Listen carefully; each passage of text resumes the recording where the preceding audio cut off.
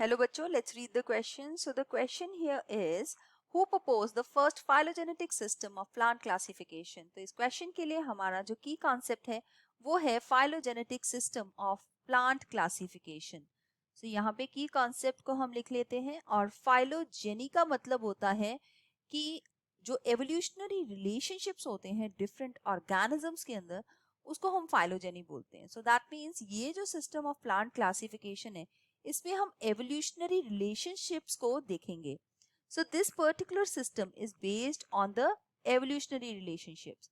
अब हर ऑर्गेनिज्म जो है वो किसी पर्टिकुलर एंसेस्ट्रल लाइन से जो है वो इवॉल्व होके आता है. तो हमें एवोल्यूशनरी रिलेशनशिप्स में यहाँ पे देखना है कि कौन से ऑर्गेनिजम्स बहुत ही क्लोजली रिलेटेड लाइंस में हैं और कौन से थोड़े से सेपरेट प्रेजेंट है. तो जितने क्लोजली रिलेटेड होंगे उनको हम सेम ग्रुप में रखेंगे.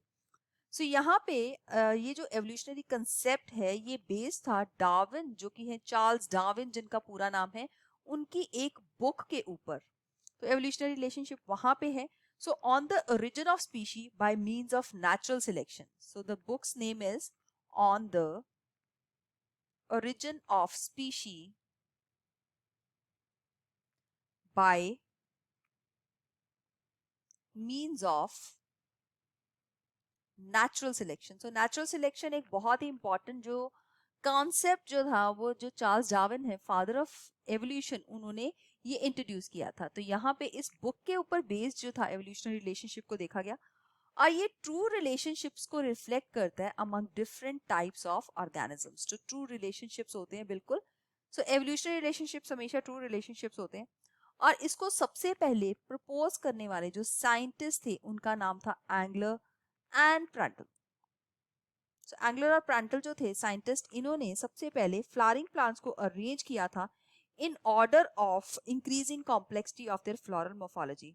इन्होंने कंसीडर किए थे कुछ पॉइंट्स और उन पॉइंट्स को हम देखेंगे. फ्लावर्स को क्लासिफाई करने के लिए absence of perianth, number 1. Absence of perianth. Perianth होता है टेपल्स, दैट मींस कैलिक्स और करोला जब डिस्टिंक्ट नहीं होते एक दूसरे से.